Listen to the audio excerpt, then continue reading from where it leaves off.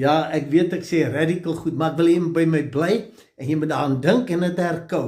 Onthou weer wat ek sê, jou goddelike vermoë is jou verbeelding.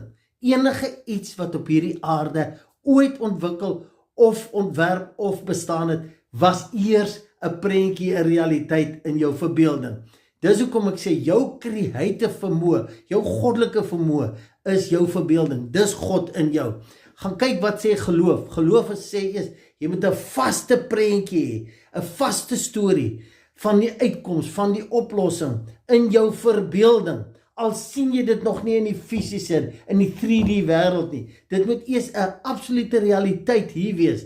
Dan kan dit in die fisiese manifesteer. Dis hoekom jou goddelike vermoë begin daar. Ek wil hê jy moet dit vandag baie mooi verstaan. Jou verbeelding is God in jou lewe.